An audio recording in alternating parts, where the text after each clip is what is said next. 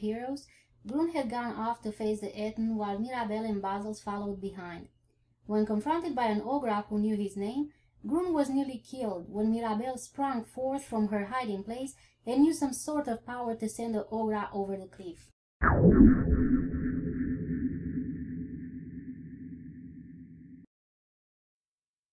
Grun looked over the edge of the cliff. He's gone over the edge, that's for sure. Mirabelle sat far back from the cliff, looking at her hands. What was that? Asked Grun. I'm not sure, said Mirabelle. Something came out of me. Is there something still in there? She looked at the orca. I don't know.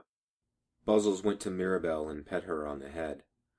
Grun looked as if he were about to speak when the ground rumbled and the trees shook. Loose gravel and stone broke apart from the cliff face and plunged over the edge to the river below. And then, with explosive fury, an Ettin burst forth from the surrounding trees. Lot of noise here. Yeah, lot of noise. Who make noise?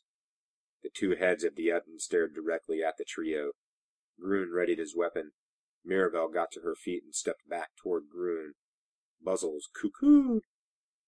These little things make the noises. Yeah, we eat these little things. Eat yourself, said Grun. The Ettin roared and pulled a tree from the rocky soil, snapping off the branches with ease. We eat you tonight, boomed the Ettin. With a mighty swing, it brought the tree down where Mirabelle and Buzzles had been just moments before. The tree splintered against the ground, and the Ettin roared. Run, yelled Grun. With that, the three ran haphazardly down the path they had come earlier, the Ettin gaining fast ground as it barreled over the rocky terrain.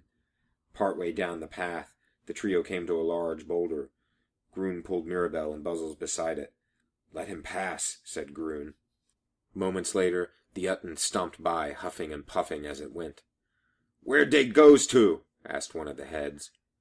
The Ettin scratched its head as its stupid brain tried to ponder the disappearance of its would-be meal. And then, from atop the boulder, Grun leapt and raised his halberd and brought it down, striking the Ettin in the space between its two heads. The orca struck with such force that the halberd buried itself in the thick neck of the creature and snapped off, shattering the handle. Grun fell with the thud, as the Ettin screamed in pain, its hands wild as it tried to pull the halberd blade free. We have to help him, said Mirabelle. Buzzles puffed out his chest, nodded, and scurried to the top of the boulder. Just as the Ettin turned its sights on Grun, Mirabelle stepped from beside the boulder. Over here, dummy, she yelled. The Ettin roared and flexed and swung the tree at Mirabelle. She jumped free of the strike, and the tree splintered on the boulder, shattering into 1,000 woody pieces. And then, as if in mimicry of Grun, Buzzles leapt from the top of the boulder and landed awkwardly on one of the Ettin's heads. Gets off me! Bellowed the Ettin. Then it made a giant fist and struck at Buzzles with all its might, but the simian was too fast and jumped to the second head just as the Ettin brought the crushing blow into its own face. The force from the thunderous punch knocked the head unconscious, and seeing this, the remaining head struck with its other fist. Once again, Buzzles jumped free of the great blow, and the Ettin knocked itself out.